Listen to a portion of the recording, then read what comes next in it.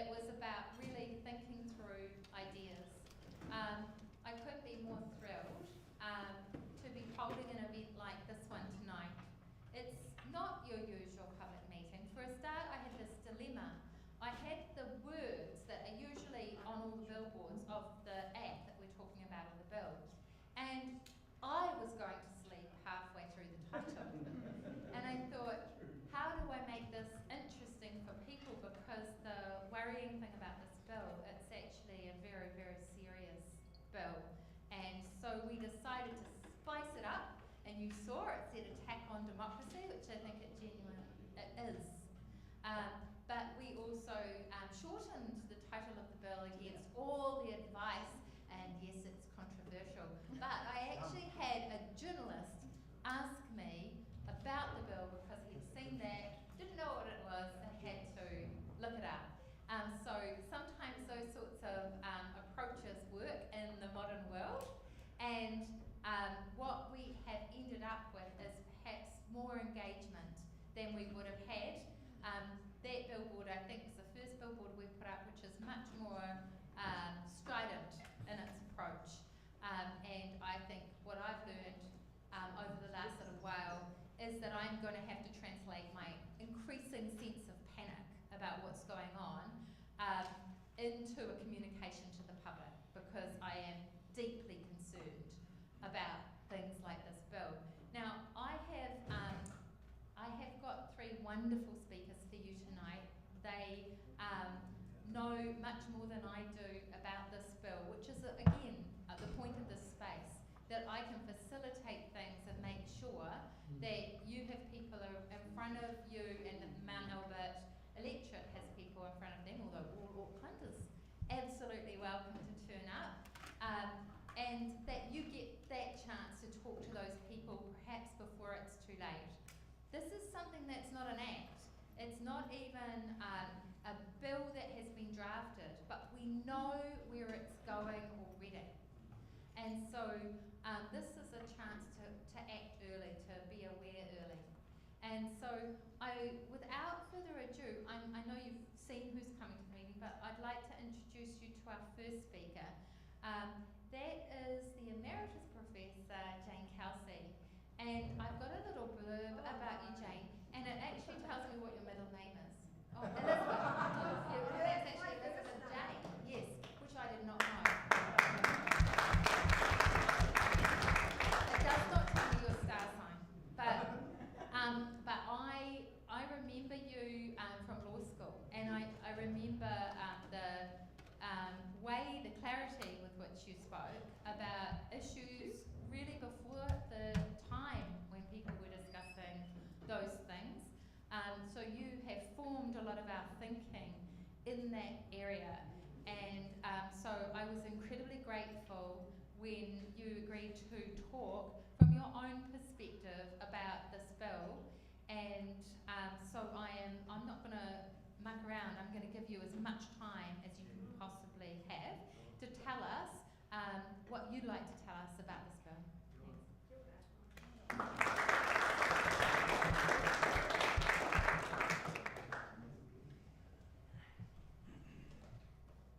Kia ora koutou, ki ngā tangata whenua tēnei wā, ngā tui whātua o Ōrāke, tēnā koutou, e ngā iwi o Mawhaiwha, tēnā koutou.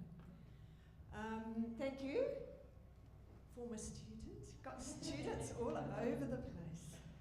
Some good, some...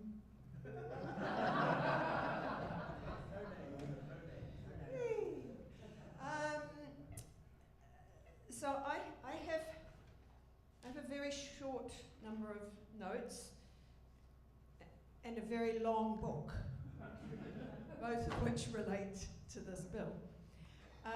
So what I thought I would do is to create some of the context for you rather than going into the details, because the context is absolutely pivotal, and looking around at the age group of who is here, what I'm going to say will be fresh in the minds of many of you. It dates back to the fourth Labour government, back to the 1980s. because that's actually the genesis of what we are talking about tonight. So it has a long gestation. As we all not so fondly remember, the Fourth Labour government's neoliberal agenda turned a lot of things on their heads. And they had a very clear ideological thematic through them, which is again very familiar to what we are living with today. And the celebration of markets, individualism, small state or no state were really important themes, but it wasn't the government itself that prepared the blueprint. The blueprint was prepared predominantly in two places: the New Zealand Business Roundtable, that was formed shortly after the government, and the New Zealand Treasury, which over time also morphed to the third part of that triumvirate, the Association of Consumers and Taxpayers, ACT. People forget what ACT stands for. And back when some of us started looking at what was happening in the government and started to see some systemic patterns there, it became apparent that there was a small c constitutional revamping that was taking place. Not a big C constitution, which tends to be where lawyers and politicians immediately go to, but how the state is structured, operates, and constrained. And so in shaping that agenda, there were three kinds of convergent threads that we saw running. And they all clustered around a notion of an economic constitution. That the state was not the central feature, that the economy, capitalism, private property markets were the driving force of society in Aotearoa and elsewhere. And a part of the thinking behind an economic constitution, which was the first of the bigger influences here, was drawn from Reagan's America and the work of a guy called James Buchanan, who started arguing in a very coherent way. By coherent I mean systematic way, that you had to remake the structures of the state to serve that objective of an economic constitution, which meant that you had to smash what was there, but not quite in the same way that we're seeing the smashing in present. And you had to put in place something that was ideologically logical and coherent, but that was also sustainable past changes in government. And so, in addition to Buchanan's notion of an economic constitution, they relied very heavily on a school that was very trendy at the time called Law and Economics, and a guy called Richard Epstein. And Richard Epstein developed a very close relationship with the key intellectual in the Business Roundtable, Bryce Wilkinson, in pulling together an agenda for what an economic constitution in Aotearoa might look like. The second important force came out from the Treasury, crossed over with the Business Roundtable, a guy called Murray Horn. Not nearly as famous as Graham Scott and some of the others, the Roger Kerrs and so on, but Murray Horn, when he did his PhD thesis, did his PhD around the notion of institutional economics and how you could structure government in ways that would survive past the shifts of government in electoral cycles. And I want to just read a weeny piece out of my book about what Murray Horn thought, because his doctoral thesis was completed in 1988, right? So in the later part of the fourth Labour government. Because legislatures are sovereign, it's particularly difficult for the enacting legislature to commit subsequent legislatures to maintaining a certain course of action. Regular elections make it likely that the current enacting coalition will be replaced by one with different interests and policy preferences. This is a problem. This is at the heart of what he called the commitment problem that legislators face. Future legislators can amend or repeal legislation or less dramatically influence the way it's administered in an effort to alter its intended effect or reduce its scope. This threatens the durability of benefits conferred by any piece of legislation. Because regular elections, legislative sovereignty, and administrative discretion cannot be eliminated altogether, disciplines should be imposed on political agents to behave properly, and obstacles placed in the way of legislative drift. An enacting coalition that has intelligent foresight will understand the need to constrain the opportunism of officials, political parties, and its own members in the future. And so what they set about doing was to develop a means to address the commitment problem. That is, the fourth Labour government's neoliberal agenda might in fact be reversed by a future government. Now, of course, that hasn't happened, but never mind. Why hasn't it happened? In part because of the institutional frameworks that they put in place. What were those institutional frameworks? Well, they had a very clear agenda, and those of us who spent a lot of time writing too many turgid books about this will be able to riff them off for you. We started with the State-Owned Enterprises Act, busting up the old government entities that had multiple purposes and converting them into purely commercial operations to run for a profit that could then be privatised.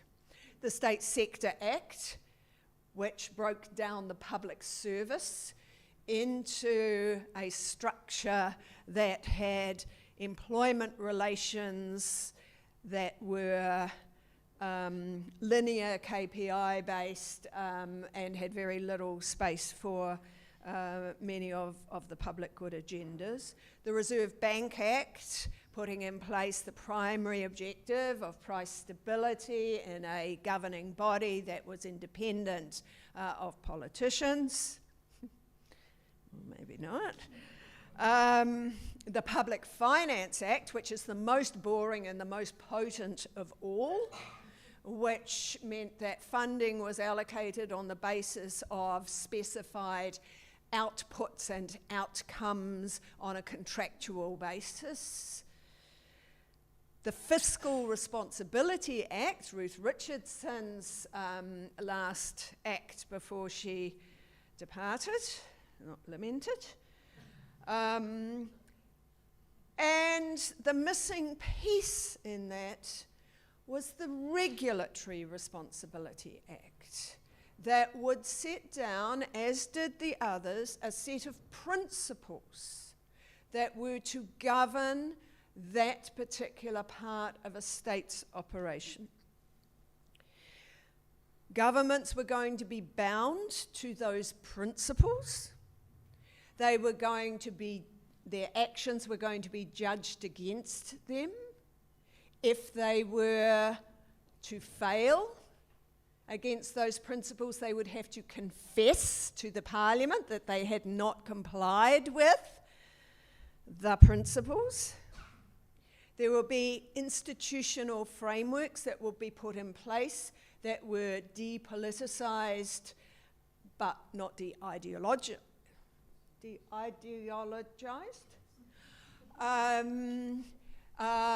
And this process was often referred to as stacking the decks and installing the fire alarms. So when they were talking about economic constitutionalism, and when they were talking about dealing with the commitment problem, they were talking about putting these boring pieces of systemic legislation that went to the very core of how government operated and make them normative using principles and reporting against those as the judgment of what was good government and best practice, and the rhetoric and responsibility. So fiscal responsibility, regulatory responsibility. Who wants to be irresponsible? And so then we have the ACT Party come along. Out of those two, and it becomes a political vehicle through which to advance that agenda once Labour and National had become a bit floppy. Not reversing anything, but not in the vanguard of pushing it further. Now, I would add to that list of domestic things the area that I predominantly work on, which is the international trade and investment agreements, because they serve exactly the same function of locking in and embedding the neoliberal agenda in the interests of capitalism, the interests of profit, the interests of private property, and enforceable extraterritorially, so they have more grunt. Okay, now to the Regulatory Responsibility Bill, and I'm going to be much briefer here, but the context is actually incredibly important to understand what this Regulatory Standards Bill is about. In 2001, Bryce Wilkinson in the Business Roundtable published a report called Constraining Government Regulation. And at the back, and the foreword, if I remember correctly, was written by Richard Epstein, and at the back was a draft of a regulatory responsibility bill. So that was back in 2001. Then ACT gets to Parliament, and we have the man in the yellow blazer. And so Rodney Hyde has a members' bill called the Regulatory Responsibility Bill that goes to first reading in 2007, which is based on Bryce Wilkinson's draft in his 2001 report. That goes to Select Committee. It's met with massive opposition. The Select Committee recommends it not proceed, but recommends that there is a task force that is established to look at whether there are ways that regulation needs to be addressed, because all of this red tape issues and so on were quite politically volatile. And there were very powerful lobby groups pushing that argument. So in the 2008 election, we have a coalition of National and ACT. And Rodney Hyde is made the Minister for Regulatory Reform. And he appoints a task force, a regulatory responsibility task force, And who's on that regulatory responsibility task force? Not what the select committee had said, of people who are impartial, not either side of this. Graham Scott, Bryce Wilkinson, and a bunch of other fellow travellers.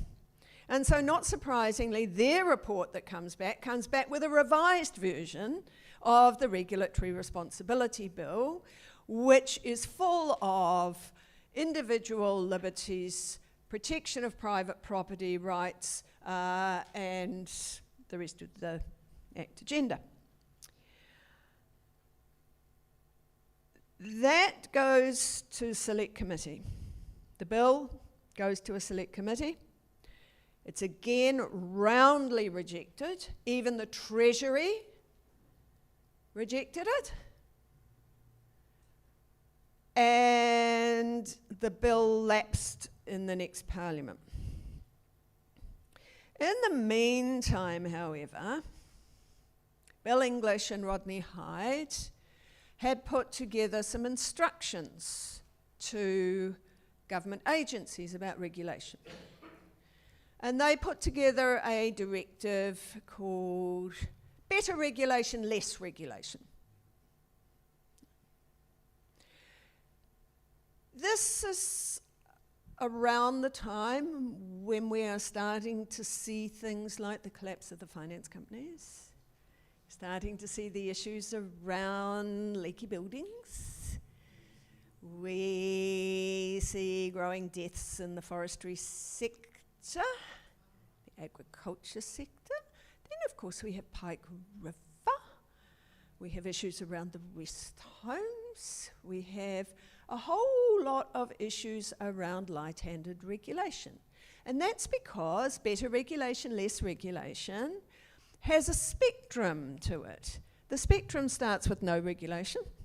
Then if that's not going to work, self-regulation. And if that's not going to work, then co-regulation. Then if that's not going to work, then a kind of reporting style of regulation. And if that's not going to work, we might actually have to have some hands-on stuff. But that wasn't just National and Act. That was Labour too. And so what we have now in best practice regulation run out of Treasury and its agency that it does oversight of regulatory impact statements and regulatory reviews, is still run through the Treasury. It was bipartisan and it has only incrementally been tightened up.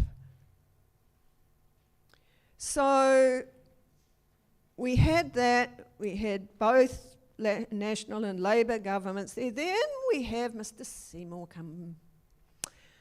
2021, Mr. Seymour tries again with what's now recalled the Regulatory Standards Bill. That gets drawn from the ballot, goes to a first reading and doesn't pass the first reading, gets defeated by 77 votes. So for a political party that talks about 3 strikes and you're out, you might think that that might be the end of it. But of course, it wasn't, because under the coalition that was formed at the last election, the backroom dealings included an agreement between ACT and National, not just to introduce a regulatory standards bill to go to select committee, as with the Treaty Principles Bill, but to legislate the regulatory standards bill based on ACT's approach. And National, in its coalition agreement with ACT, that was a slip, wasn't it, Winston? National's agreement with New Zealand First says they will support what is in National and ACT's coalition agreement. So at this stage, we have not heard from National or ACT that they will not support this. So what we then had was the introduction or the circulation of a consultation document late last year, which was seeking input on the Regulatory Standards Bill. One of the interesting features of the Regulatory Standards Bill is this notion of transparency and full disclosure and a full explanation of the purposes of what you're doing and of what you're doing. The consultation document is full of redactions. That doesn't actually tell you what they're doing, doesn't tell you what the advice was. The treaty assessment part of it, most of that's redacted. And we don't know a number of very core elements of what will come into legislation if and when it's introduced. But we also know that the feature that they also have in their best practice regulation is extensive consultation and engagement with stakeholders beforehand, and the regulatory impact statement says you didn't actually do that.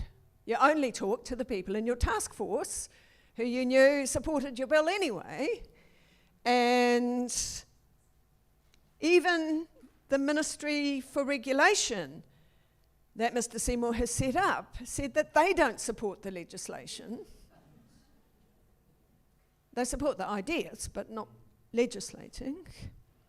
And so we are now in limbo waiting to see what will happen with that. And my concern is less about what will happen with the principles aspects of it, that I'm sure others will talk about, or even tonight with Te Tiriti, although there is a claim that's gone in seeking urgency on this. But my concern is one part of this that is called the regulatory takings principle. Regulatory takings is an American doctrine. It's an American doctrine that says if a government at various levels does things that either take away or impair the property rights of a property right owner, then they need to be compensated fully for that impairment. Now, it's not clear from the documents we have how this would operate, and Max, I think, will talk about some of the mechanisms and so on. But what might it cover? Well, it might cover resource management decisions, zoning decisions, tightening up building laws after they've laxed building laws, tightening up finance regulations after they've laxed those, tightening up forestry regulations to try to stop so many people dying in the forests. It was one just a couple of days ago yet again. Dealing with the fisheries quotas because of the dumping that's happening in the fisheries, dealing with the clear felling of the forestry that's causing the climate change issues, dealing with the ETS rorts that are happening that impact on the property value of the ETS, dealing with any of the implementation of Tiriti or Waitangi commitments that might be seen to impair property rights. And there are many, many more. You can think of any regulation that's done for a public purpose that an owner of a property right, not just land, could be anything, could claim compensation, not just to get the money, but to have what we call the chilling effect on the government of not proceeding with that because of the potential costs that there will be, which is exactly the issues that we have in the international arena with the investor-state dispute settlements processes. And so in the Waitangi Tribunal, Ngā Toki Whakarururanga's submission has actually been specifically around the Treaty of Waitangi implications of that regulatory standards mechanism. So I hope that's given you just some kind of sense of why this is actually a systemically important issue. And whilst they've got us all running around, including myself, like chooks, dealing with the specific evil things that are happening, what is being done behind the scenes are these much more pernicious, long-term attempts to deal with the commitment problem of future governments. Kia ora.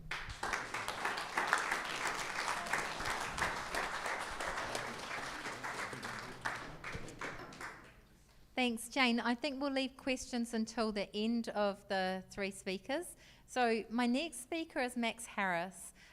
Max is well known for his book, The New Zealand Project. He was at Oxford for some time, and you wrote that book there, yes?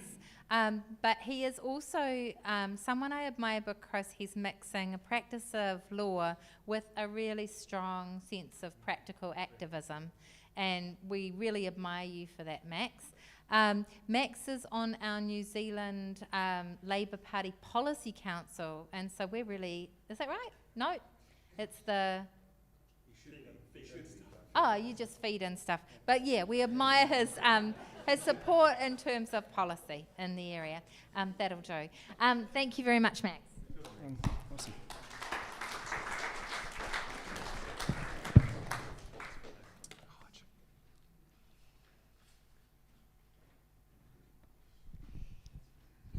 Ngā mihi, Helen, tēnā tātou katoa. Ko Max Harris tōku ingoa, he Pākehā ahau, he tangata tiriti ahau. My name is Max Harris, I'm Pākehā. I'm also tangata tiriti, which means that te tiriti or Waitangi is my basis for being in this country, no matter what this government or any government tries to do with te tiriti. Jane, who's also my teacher, has given you everything you need to know, really, about the Regulatory Standards Bill.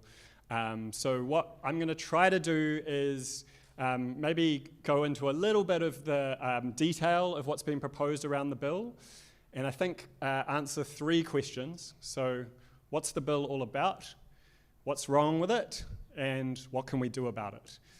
And really, there's no point in anything I say if it doesn't get you fired up and it doesn't give you a way to talk about this with other people, because it's crucial that after tonight you go away, and maybe you're already doing this, but that you talk to other people in your circle, in your communities where you have authority, you explain what's wrong with this very boring, technical sounding bill, and you try to get other people fired up into action.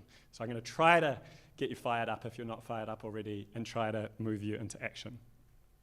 So let's just start with what it's all about.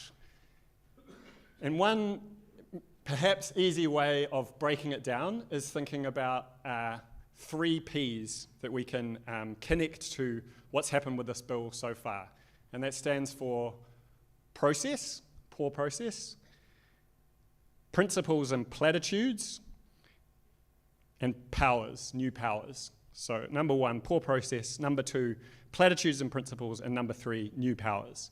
So a lot of you will know already that there was this rushed process around submitting on the bill over Christmas. And this happened at the same time as a whole lot of other things were rushed through that were particularly horrific, including changes to the welfare system, introducing money management cards, boot camps legislation, the Treaty Principles Bill going through, a countering foreign interference bill, and a range of other things being passed through at a time when people are taking a break and are not able to participate. And we also know, as the brilliant young lawyer Gabriella Brain reminded me, and she's in the audience tonight, that the process around the questions that you had to answer as part of submitting for the bill were particularly slanted, were particularly tilted. So they asked you questions like, in broad terms, what do you think about equality? And that didn't give you an opportunity to get into some of the meat that Jane was talking about. So that's poor process. But secondly, and this is really crucial because this is something characteristic of how the ACT Party has operated, is the way that the bill has been pushed forward is through platitudes. And by that I just mean kind of cliches these statements that sound really harmless and innocuous.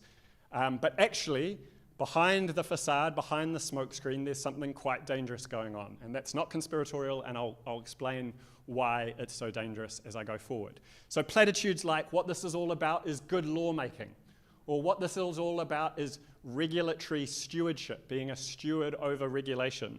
Those are things that sound like things we can all agree with, right? Good lawmaking. But there's a sting in the Regulatory Standards Bill tail, because as Jane rightly pointed out, you only have to look so far into the detail to see its ideological agenda. So the fact that the foreword to the consultation referred to constraining government regulation by Bryce Wilkinson. This is not just about reviewing good lawmaking, it's about chilling lawmaking in the public interest. I'm going to come back to that. If you wanted to go away with anything about what this bill is about, I think one way to think about it is two more P's, and they are property and profit. It's about protecting property, and it's about making space for more profit, and I'm going to develop that. But the third P that I mentioned was powers, and here I just want to talk about some of the proposals in the bill, which are quite damaging, and I think are things we can all understand, whether we're lawyers or not, whether we're into policy or not. So some of the things in this bill. Jane's already talked about the regulatory takings clause, or the property takings clause, and Jane rightly pointed out what this said is that legislation should not take or impair property without good reason and without compensation. And the real risk of that, as Jane was saying, is that leaves space for every public interested regulation to be reframed, to be reviewed as something that impairs property. So let's take some concrete examples, that Jane already touched on. Regulation of predatory lending, regulation of loan sharks, right? Could be seen as something that restricts the property rights of loan sharks. Regulation of fossil fuels, something that can be recharacterized as intruding into the property of big oil and gas. Regulation of big tobacco in the interests of public health, something that can be recharacterized as impairing the property of big tobacco. These are just some examples. But the important point is that that's a key kind of power, potential part of the bill that we have to understand. I'm just going to mention three other parts of the bill, three elements. In brief, they are about a vet on legislation, creating a new board called the Regulatory Standards Board, and creating new statutory powers for the Ministry of Regulation. So the four key elements I'm just touching on are the Regulatory Takings Clause, the vet on legislation, the Regulatory Standards Board, and statutory powers. I know that sounds real legal and technical, but let me just break that down a little bit more. This vet on legislation that it's trying to introduce is saying every time a new law is introduced, there needs to be this lens that's brought to the law that has in mind the overall aims of the bill. And we have something like that in relation to human rights, a human rights vet. But essentially what this is doing is it's putting libertarian principles on the same pedestal as human rights. And it wants, where you have, with a human rights vet, a red flag that goes up when human rights are breached, it wants the same red flag to go up when property is impaired or regulatory standards are undermined. Now that is deeply ideological, and it's a way, as Jane said, to slow down regulation of the public interest and to chill future governments from taking important steps in the public interest. That's the second element. Third element, a Regulatory Standards Board, again to look at a human rights comparison. I think the closest thing to a Regulatory Standards Board that we have at the moment is the Human Rights Commission, and essentially wants to set up a similar board with authority that can take complaints, but not about breaches of human rights, about essentially impairment of property through regulation. So again, kind of creating a charter of libertarian rights, a bill of rights for property and profit. And that is deeply ideological and it's deeply dangerous. And lastly, statutory powers, and this is not all that's in the bill, but these are four key elements.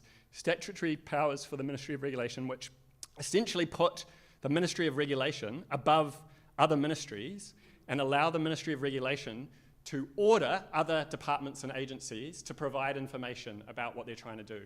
So first of all, that puts the Ministry of Regulation above all these other public service agencies. But secondly, it throws sand in the wheels of other departments and agencies who are trying to regulate, looking into good faith regulation of fossil fuels, regulation of big tobacco, regulation of health and safety at work, regulation of food safety, regulation on our roads, these kinds of things. So those are the kind of key elements of it. That's a bit on the poor process, the platitudes and principles, and the new powers. And the platitudes and principles point, I'll just make one more point about that. It does, I hope many of you will see, have a similarity with the Treaty Principles Bill, right? Where ACT came out and said, and the government, in part, this is just about a debate about democracy. This is just about a constitutional conversation, these things that we can all agree with. It's so important we don't take that in good faith. Like, I believe in engaging in meaningful conversations when it's right, but we can't be naive about the agenda that is in place here.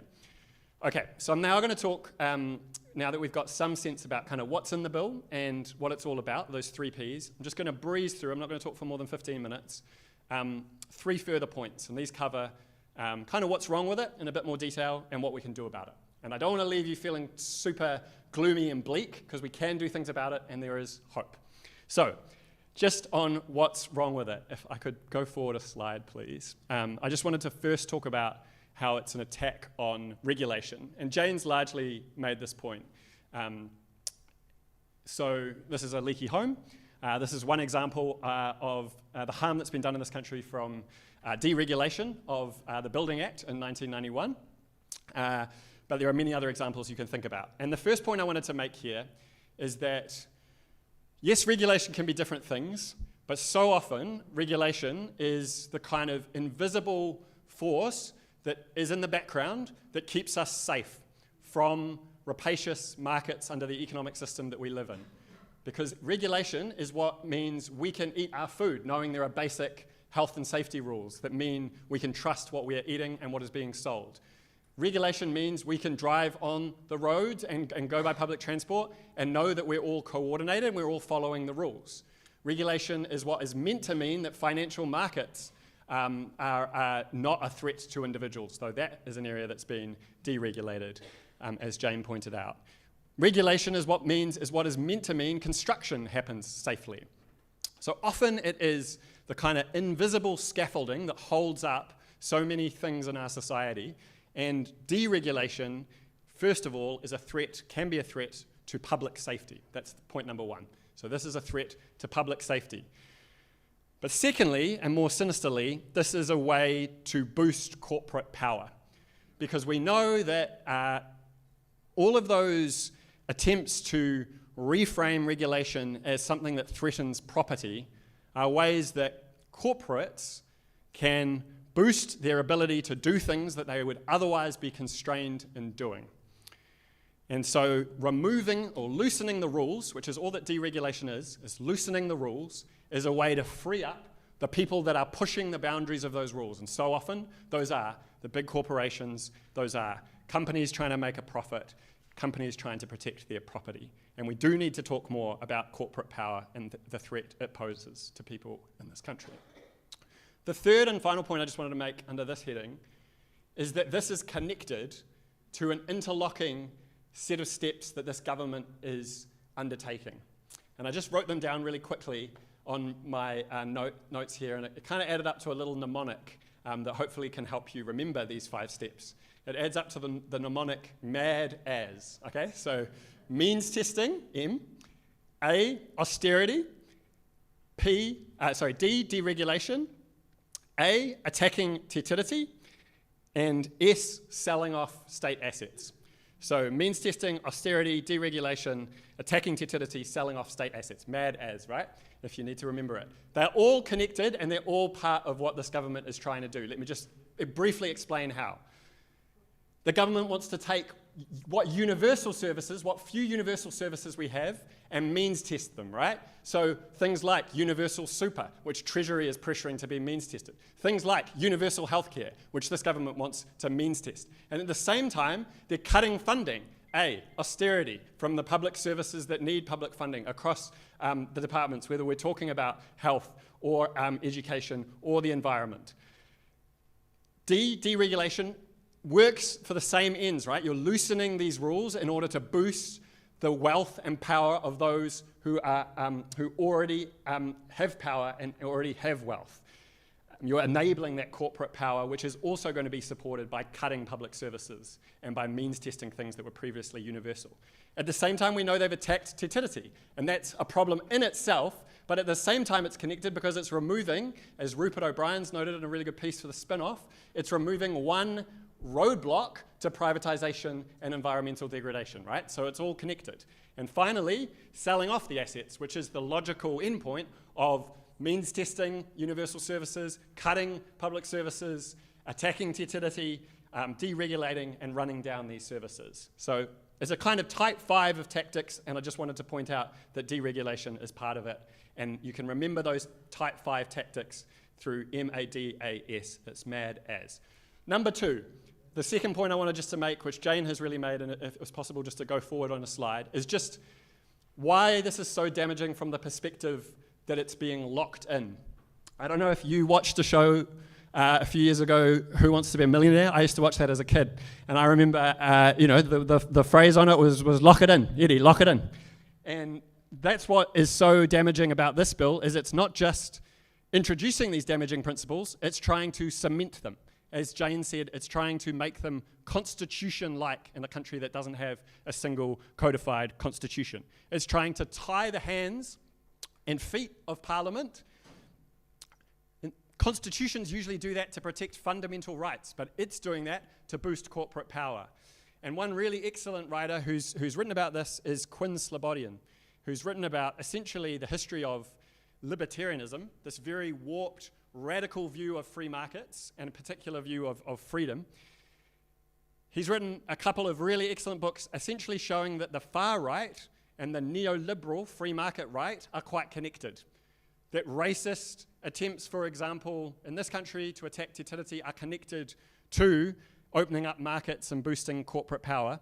But what he's also very good on is how democracy is a threat to those people that want to open up and free up markets. It's a threat because when you regulate big tobacco, when you regulate fossil fuels, when you publicly own energy companies, all of that is seen as a threat by private companies.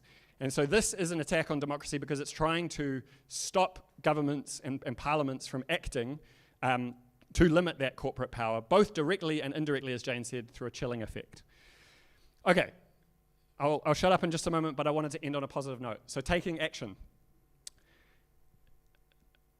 I think that there's a lot of room for hope in this country in particular. I know there's a lot that's bleak that's going on in the world at the moment, but I think we don't have to follow the path that we're seeing in Europe and the US, and in fact, some of the things that have shifted very quickly in the last week haven't been immediately taken on in this country despite everything else that is going wrong. I think we have a lot of hope in the history of this country, in the long history of Māori ways of living which provide an alternative way forward and a communal approach that is different from this narrow, rapacious individualism that is being pushed through this bill.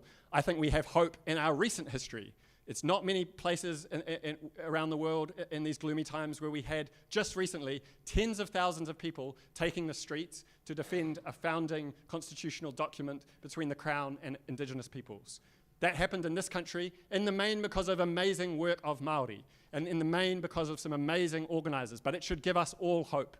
And the key to building a movement for economic justice, in my view, in this country is solidarity between tauiwi, non-Māori, and Māori, because Māori for centuries and decades have provided examples of alternative economic systems, and if we're Pākehā or tauiwi, we need to get on board and we need to support that and build a strong movement of the kind that we saw for te tiriti last year. So that requires political education. If we could just go to the last slide. All that means is us talking about these big concepts and breaking them down for people and explaining them in our own ways and in our own words. But it also means where we can, finding spaces in community to share these ideas. It also means getting to the streets sometimes, and it means setting our sights, just back one slide if we can, setting our sights on overhauling some of that legislation that Jane mentioned in the next progressive government, because I really do think that's all lying in the background, forcing us, for example, to keep government debt low. That's the reference to prudent debt in the Public Finance Act, and so it's so important the next progressive government overhauls the Public Finance Act, but also thinks again about the Employment Relations Act, thinks again about the Sentencing Act from 25 years ago, these fundamentals that are locking us in to a damaging way of being. The very last thing I'll say, and then I'll sit down, is if you want to find another way of talking about this, because this is all about finding ways of talking about this, I think we can come back to values. And I want to ask you one question. Who do you think in this country is the loneliest group? And I won't wait for your answer, but you might think it's older people. The surprising fact is that 15 to 24-year-olds in this country are the loneliest group in stats that are collected every few years, in official statistics. And I think that's no coincidence, because this is the group of people that have grown up in the shadow of Rogernomics and euthanasia, in the shadow of these kinds of values that are being pushed even further. So if we want a different kind of society, if we don't want a market society, if we don't want a lonely society, if we don't want an individualized society that's so grounded in property and profit, then we have to take action, and we can start with this bill. Kia ora.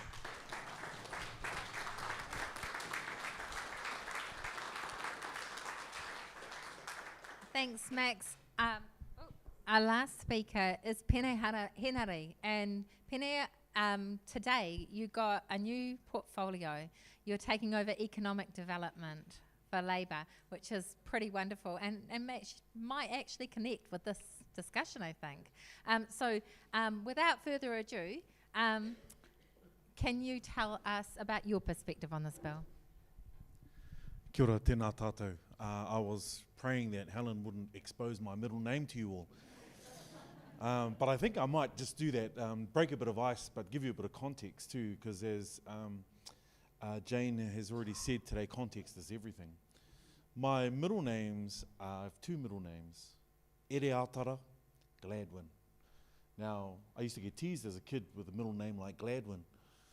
But if you look into it, Ereatara was the Māori ancestor who fought alongside Apihai Te Kawau, who invited the governor here to set up Auckland. And Gladwin is the brother of Robert Wynyard, who owned the southern side of Maunga Kia, One Tree Hill, all the way down to the Onehunga Esplanade. My fourth great-grandfather is Robert Wynyard, on my Pākehā side. For those of you who know Wynyard Street, Wynyard Quarter, built old government house at the University of Auckland, and the barracks, which is now known as the Northern Club. All of that whakapapa makes this internal conflict huge and very real. But it also provides what I understand to be at least some historical context for why I'm in politics and why I think the kinds of discussions that we're having here tonight are really important. And can I acknowledge all three, Helen for calling us together. Jane, I never had the opportunity to be a student in Jane's class. However, the first time I heard of a bill exactly like this was in Brian Easton's class on social economics when I was at university a very long time ago. But it was something that I remember looking into at the time and wrote an essay on it, and drew his argument around social economics, and he touched on this bill that was being progressed after the Labour government and, of course, the national-led government of the 90s. I pulled that argument into the argument of constitution and te tiriti o Waitangi. And I think that will be the basis for my discussion, my short discussion, because I think question and open discussion in the room probably elicits more than what you might get from me in 10 minutes. And I first also confess, that I'm not a legal giant like my two esteemed colleagues before me. I'm much more of the Dennis Denudo, the vibe of things, if you will. So I'm going to give my take. They've already, the previous speakers have already touched on a number of these things, and I just want to draw a couple of these things out just a little bit more. The first thing I'll say is this is a planned attack. Nothing about this is coincidental. It is a planned attack. And it isn't just the one bill, it's the multiple bills.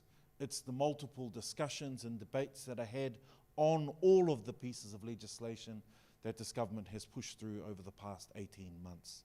From the smallest ones, which seem rather innocuous and rather boring, If you're up watching Parliament TV, they're generally the tax bills between 9 and 10 p.m. in the evening, which seem harmless, but the devil is always in the detail.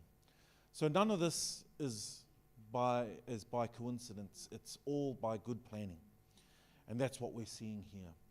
So when everyone has shifted their attention to the Treaty Principles Bill debate, and there were a lot of people who did, and rightfully so, all these other things kept ticking away in the background.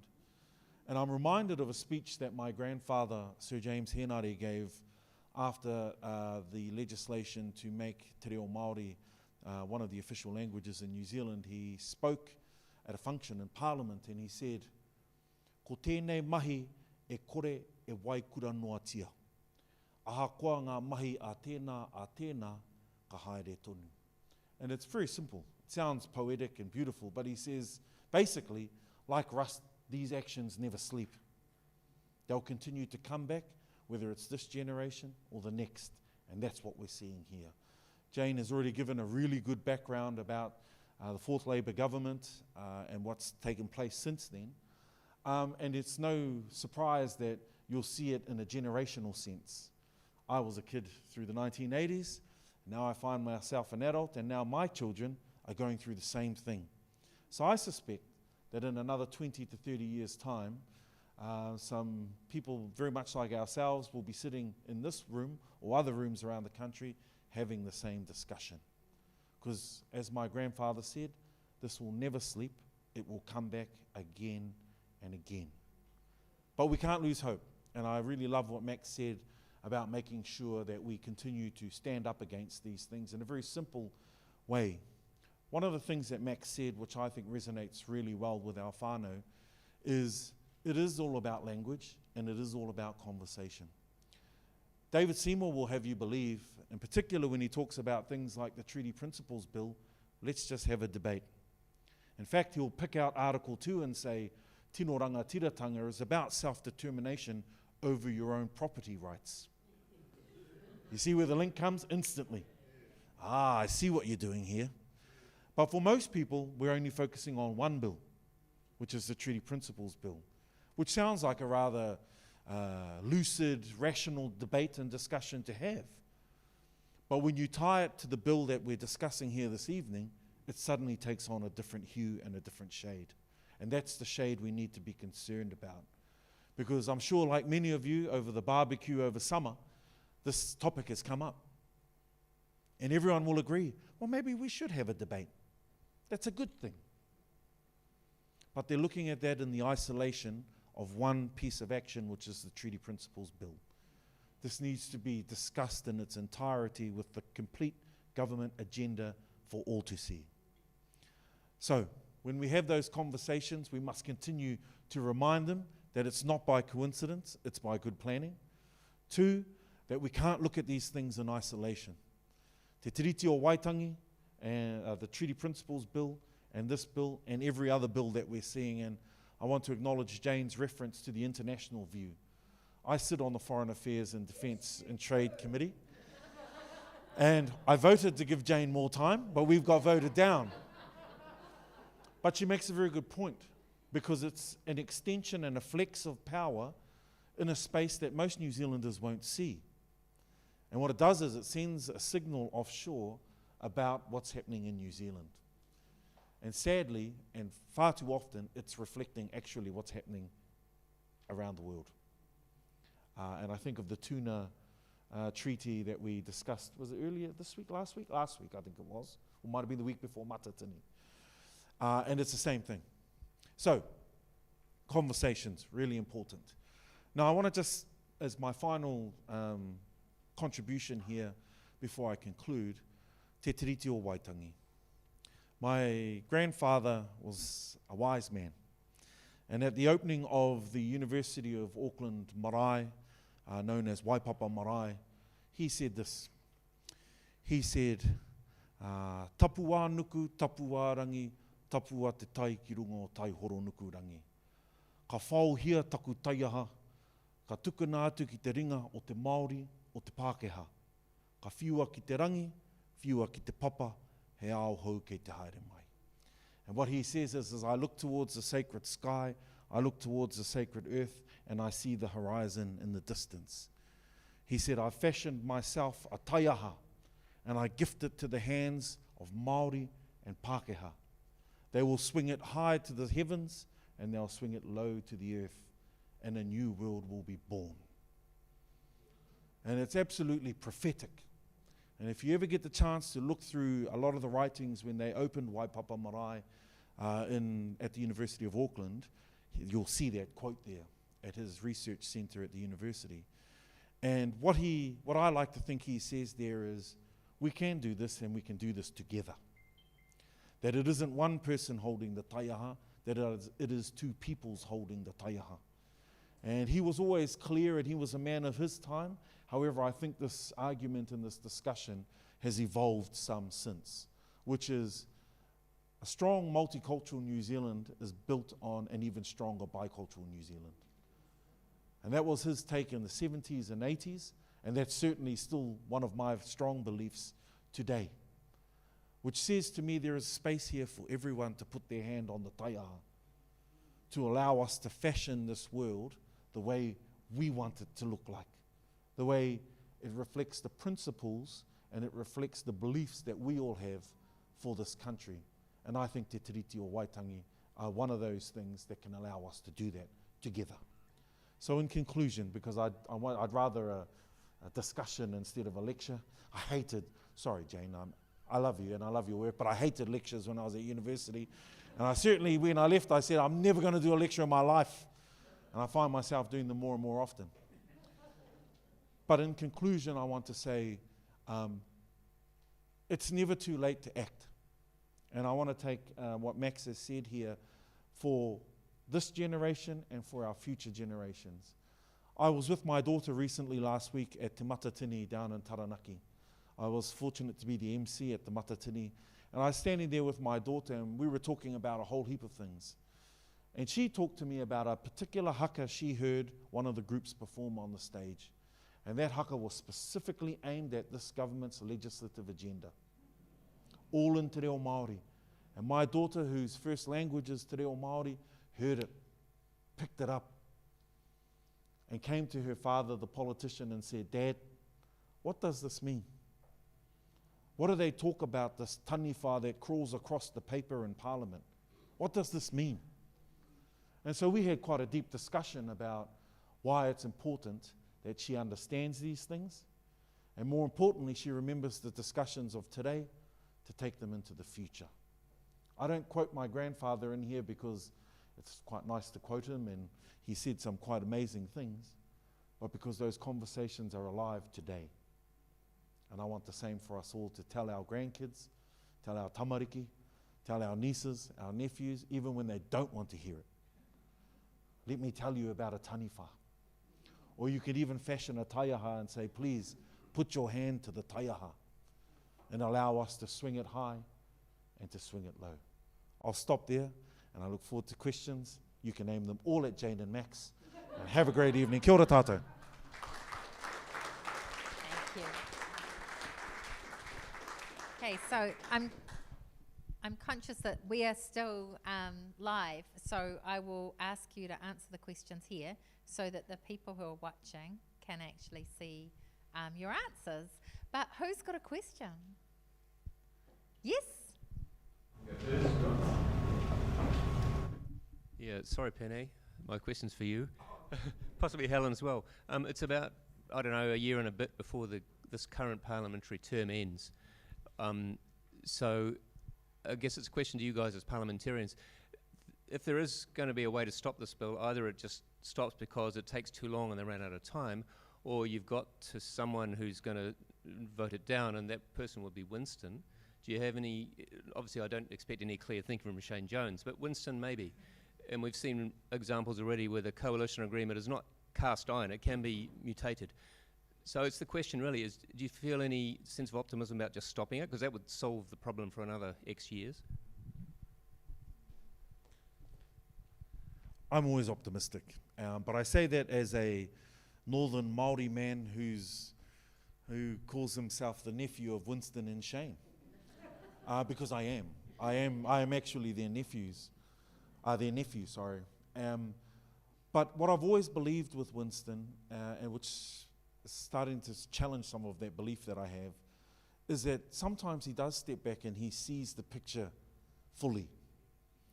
And if we can play on that, to say to him, this is the picture, and we need you to see it sooner rather than later, then we should.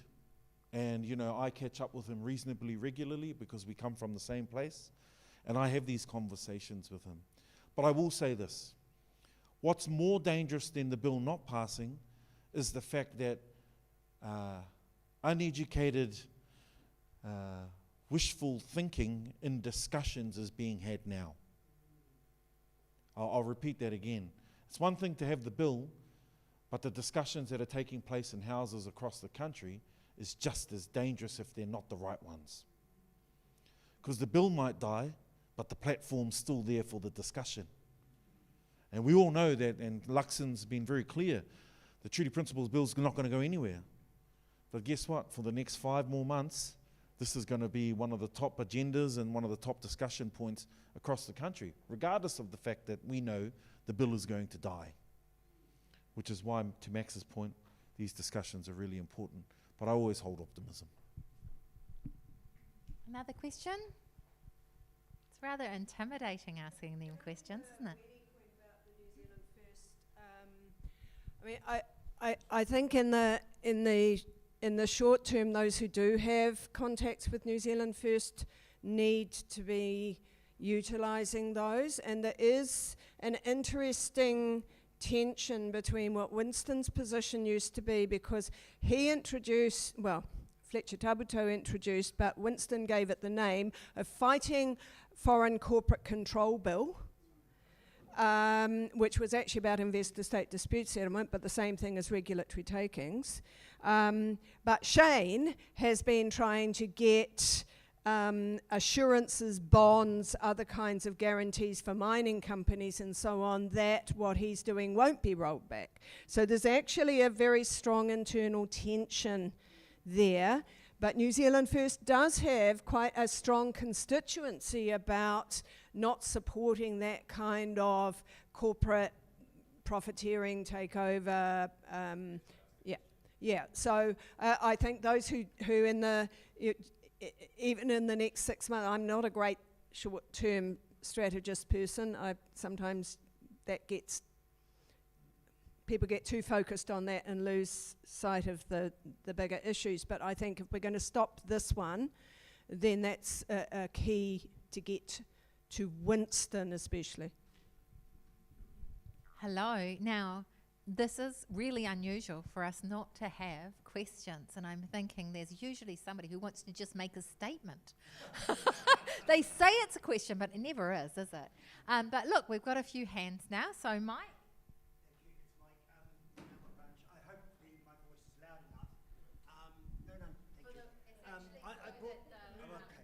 Jesus, I'm on phone. Anyway, I'm going to be talking at the gene editing bill, as I see Jane is as well, and that's a good sign that you're going to be there because you bring this process. And I brought cards along to talk to the uncles this man's talking about, because unfortunately they're one of the wobbly wheels of the coalition.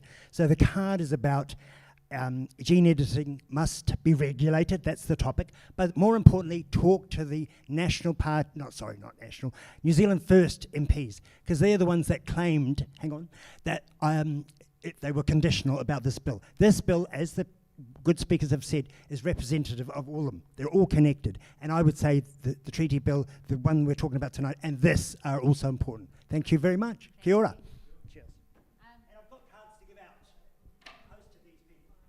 All right, there was a question over on the way other side. I'm just going to take this here, Mike, over here.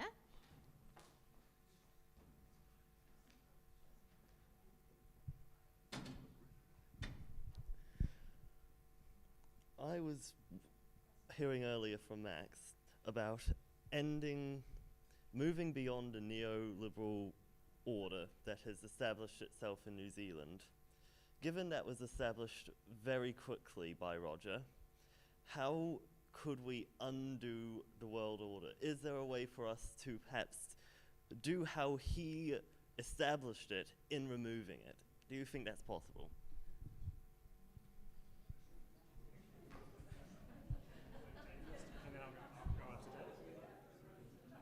It's a big ask.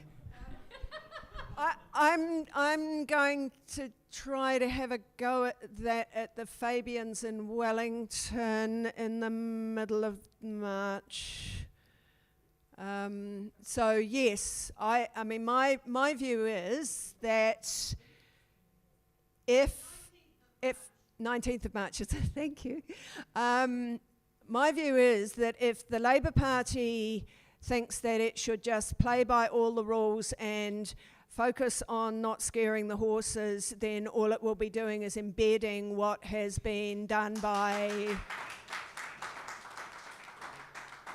those who rip shit and bust.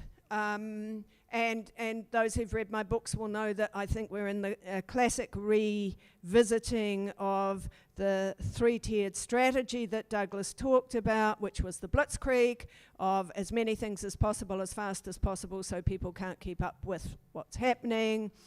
Scorched earth. Don't need to worry about what you're replacing it with. You just get in there and you destroy. And the third is kamikaze politics. You do it now because you don't expect that you're going to get re-elected, and so that you do whatever you can.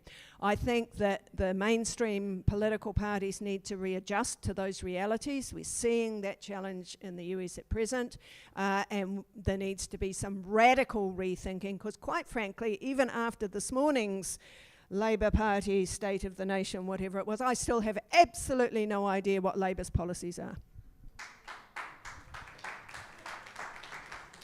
So, just for the benefit of anybody who doesn't know, there is a Fabians group. It is an independent group. It runs some of its lectures actually here, and so you can look on their website for ones that you can attend here.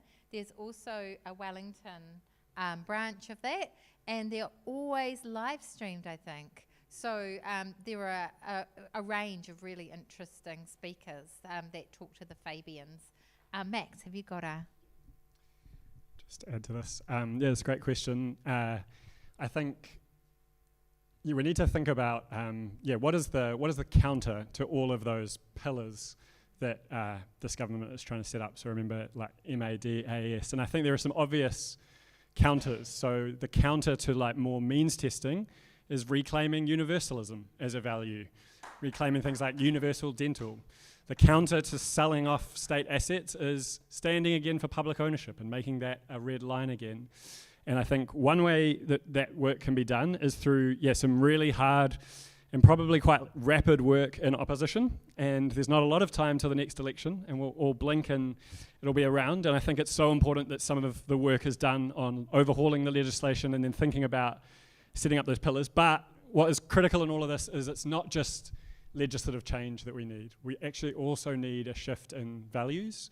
And Margaret Thatcher said, when she was pushing through similar changes in the UK in the 80s, the method is economics, the object is to change the soul. So the method was like all this economic change, but the ultimate outcome was to change the heart and soul of how people think and felt.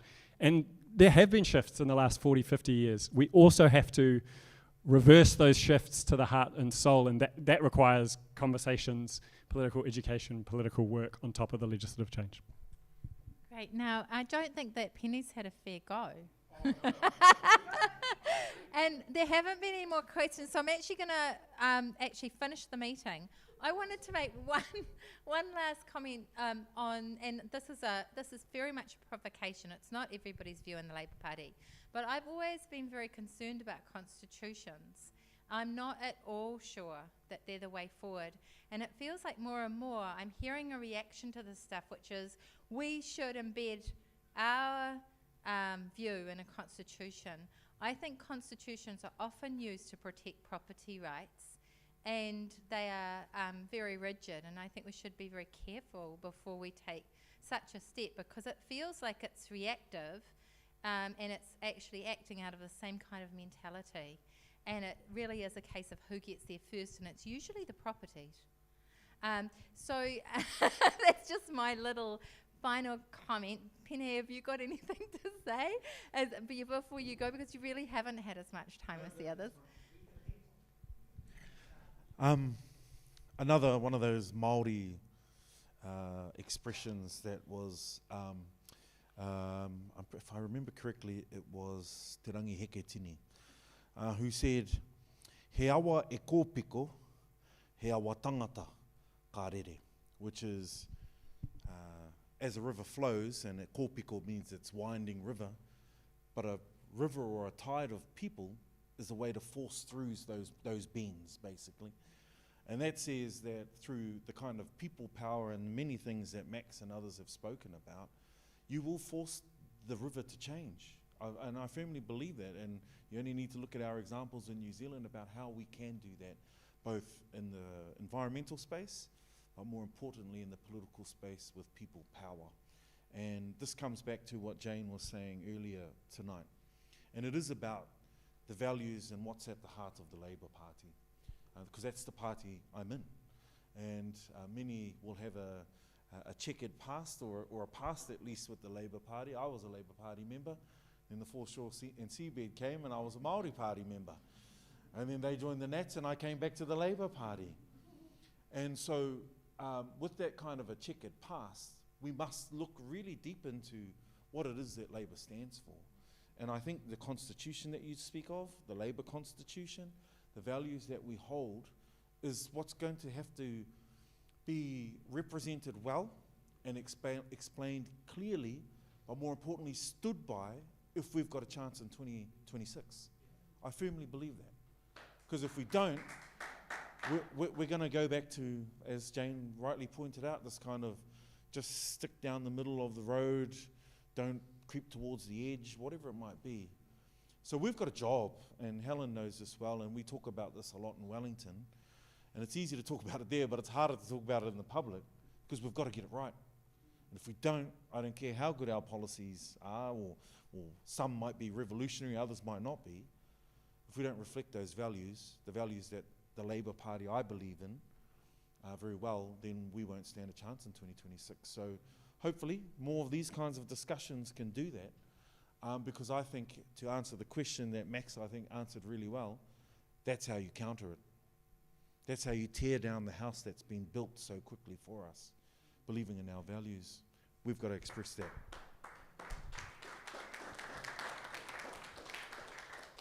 The last thing I want to do is thank the speakers. Oh, and I think we've got a little gift for you all.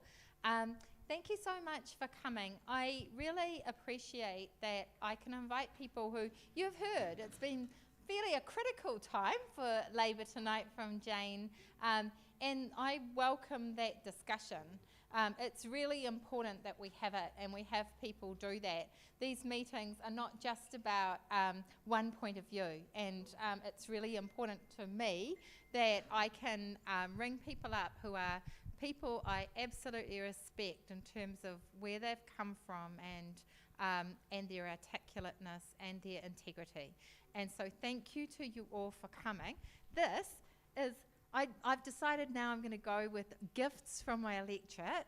And so this is lemon honey, and I buy it at the... you didn't make it? No, I did not. No. You have to keep it. You have to keep it in the fridge. The Max, this is your one. It's lemon honey from the Greyland Market. And at one point I'm going to actually swap to my neighbour's honey. He's promised me a whole lot of his own honey. But right now it's lemon honey. So thank you so much for coming. I very much appreciate the discussion we've had tonight. Thank you for all sitting through such a long and quite a deep discussion. Kia ora. Thank you to people who've watched.